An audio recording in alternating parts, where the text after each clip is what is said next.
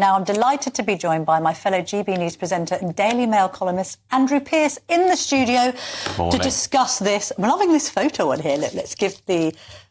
if you're listening to this on GB News Radio, then I'm holding up the book now, Finding Margaret. And this is a remarkably touching story, I must say, Andrew, about, as you say here, solving the mystery of your birth mother. Yeah. So let's just, for people completely unfamiliar with this story, let's go back to the beginning. Because this was news to me, by the way. I mean, we've known each other a long time. And I didn't know you were adopted. And I never really talked... Well, I didn't talk about it. Probably I never wrote about it before. But in short form, I was put in an orphanage in Cheltenham, Nazareth House, run by nuns. There's a story. Interesting. 2.5 years, my birth by a Catholic woman. She was a nurse who lived in Birmingham.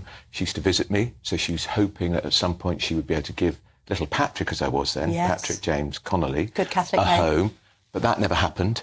I was then put up for adoption when I was 2.5, and I was adopted when I was 3 by a fantastic couple, Betty and George in Swindon. And I had a brilliant upbringing. But as I got closer to 50, I thought, I have to find her. Curiosity, why do I look like this? Why do I behave like this? And also, I thought if she's still with us, the birth mother, she needs to know I'm OK. Remarkable adventure. It's almost like a thriller, finding her and all the twists and turns. I'm glad I did. It's not like Davina McCall, happy endings, I'm afraid. But what's been extraordinary about this book, Camilla, I have got so many letters. They are heartfelt from men, women, young people who were either given up by a mother or try to find a mother or a father. And it's inspiring other people to do the same, but it's also getting people... One lady said, I'm 82. I feel just so much better writing about this for the first time in my life to you. It's giving me some peace, just writing it. Thank you for reading this letter. So going back a bit, when did you find out you were adopted? Always knew. Always Mum and Dad always told me. Mum and Dad really up front. Three children of their own. I was the only adopted one. Yes. Traditional working class family, Catholic family, so I always knew. Yes. And if you looked at my siblings, you'd tell I was the adopted one. Fair enough, OK. But, and then you say when you were approaching your 50th birthday, presumably this has always been in the back of your mind. Yeah. But what did Mum and Dad think about you going and searching for Margaret? I never told them. We'd lost Dad, but Dad had said to me privately many times, you should find your birth mother because she used to come and visit you, and I think she needs to know you're OK. My dad was a wonderful guy. We lost him to Alzheimer's and disappeared. And so the reason it took me so long, Camilla, I agonised, was because I didn't do anything to upset Mum. No. So Mum never knew. Right. And she would never ask me, but she would ask my closest friends if she saw them, if she'd come to stay after we lost Dad. Has he ever tried to find his birth mother? And they lied on my behalf. God love them. Very few knew. Yes. It was a very tight circle, but she knew the tight circle, and they all lied.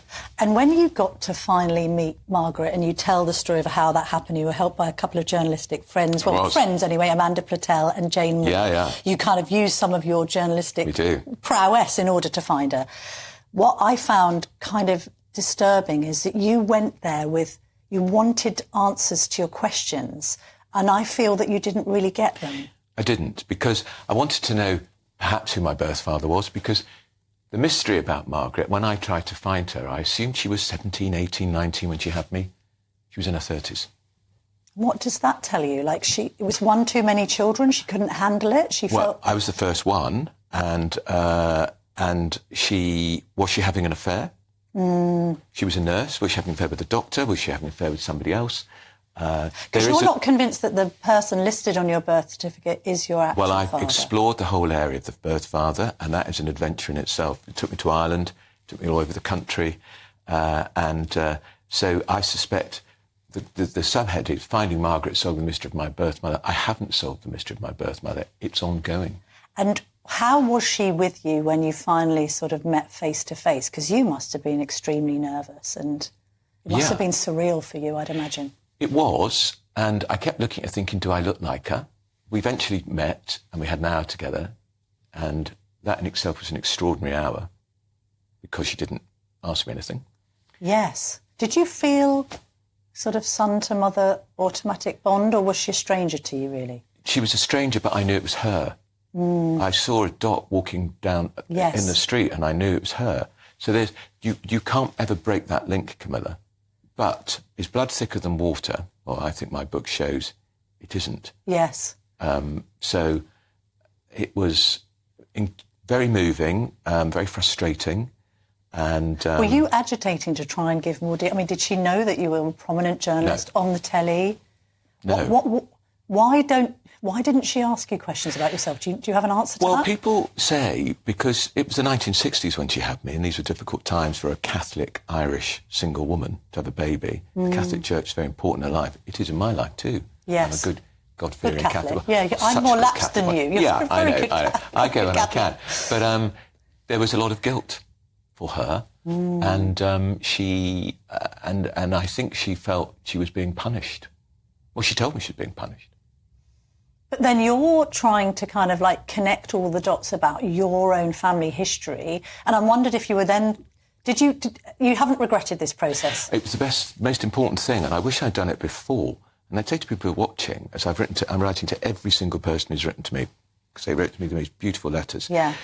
Do it, because it's never too late. I was nearly 50, so Margaret was at 80-odd when I met her. If I'd done it 20 years earlier, she'd have been 60. I still don't think the answers have been any different. No.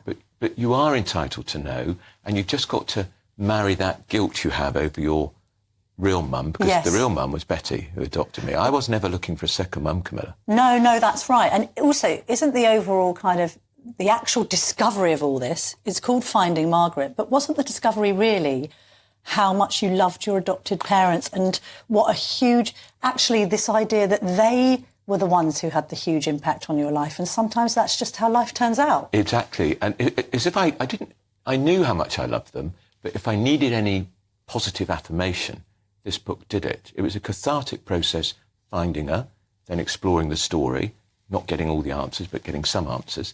But if I ever had any doubt about my mum and dad, they were the best ever. Traditional East End working class Catholics on a Swindon council estate. They didn't have much money, didn't have any money. Why did they adopt you? Did they? Because you said they had their own children. They've got 3 kids. They wanted a 4th kid, child, and they wanted a little boy, and they knew of this orphanage with quite a few children in there. And actually, not many people wanted a tongue-tied toddler. Were you a tongue-tied toddler? Who would have thought that Andrew Pearce would be tongue-tied at any point in his life? I know, made up for lost time. And how do your siblings feel about what you've done? Because obviously Margaret went on after having you to have 3 more children, was it? 4 more children. So you've got these half-siblings. First of all, what did your siblings, your adoptive siblings, think about this? And second of all, have you connected with the other half brothers and sisters? We lost one of my sisters, sadly, but my big sister just said, I wonder why it took you so long to find her. But she was so pleased that I didn't tell Mum.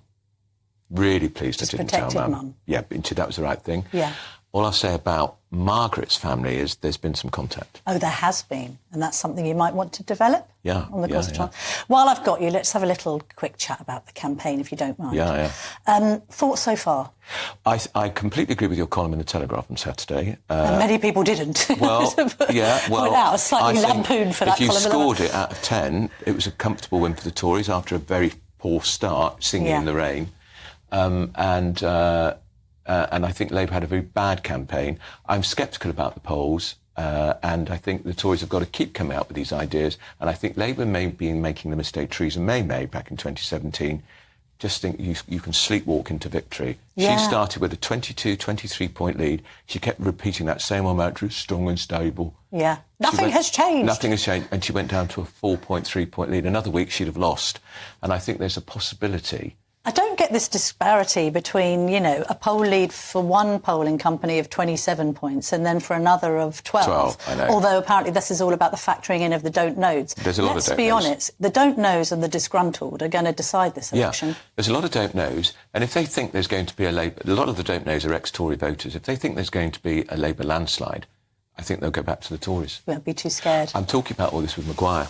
Oh, yes, you've got the Maguire event. Let's see that. All right, look at this. Shameless because, plug. but you're going head to head. The Leicester Square Theatre. Leicester Square Theatre, Andrew Pearce versus Kevin Maguire. We're talking election, Tory, Labour, who's going to be the next Tory leader, and, of course, talking about the book. All right, look forward to that. That's on June the 12th. Andrew, thanks so much for coming in. Oh, I've got to do Farage.